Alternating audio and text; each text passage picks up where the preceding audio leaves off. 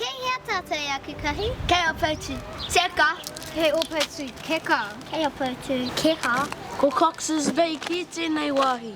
Nō reira, kei hea tātou? Ai, e tika ana tātou katoa. Ko opautu keka.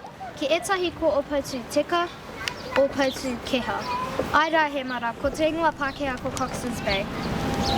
E tae ana tikiti a manga whai mai I konei? Ka hore, tētai tikiti mai konei. O tira ko opautu tika tētai koenga o te tapaturi. Ko tōna 1 kiromita te tawhiti ki manga whai mai konei.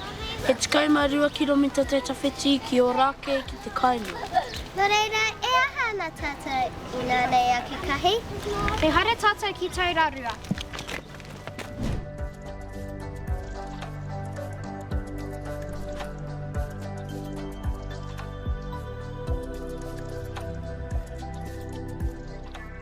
Kei hea tātou ina nei? Kei taurarua tātou e kahi.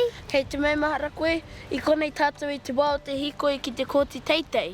Aira, kai me mahara au ki te hikoi nuira. He pā tēnei? Ai, he pātahi so no wai o hua. I hinga I te awhetawa o Miripanga te whaita. O te waka kōrari. Ko te ingoa o te whanganei, ko Judges Bay. He 5 kiromita te tawhiti ki manga whai mai konei. He 4 kiromita te tawhiti ki o rake ki te kainga. Nō reira, e ahana tātou I naia nei aku kahi? Me peka atu tātou ki te Rerenga-oraiti.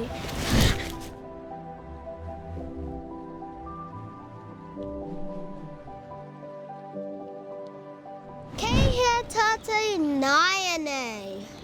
Kei te Rerenga-oraiti tātou e kahi?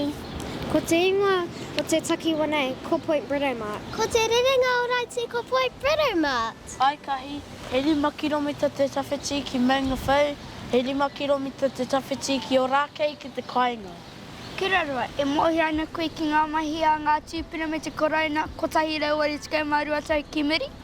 Kahi, I hui rātou I konei, I te paupautanga o te rā. I hiki nei te haki a kamana ki reira. Ai, I reira rātou whakanui ai te whakatūtanga o tāmaki, e tāne matua mā o te aroa. Hei tāne matua mā o te aroa? Kahi, ko tāna ki te taone matua mo tētahi wā. E tuama, me hoki tātou ki te kainga.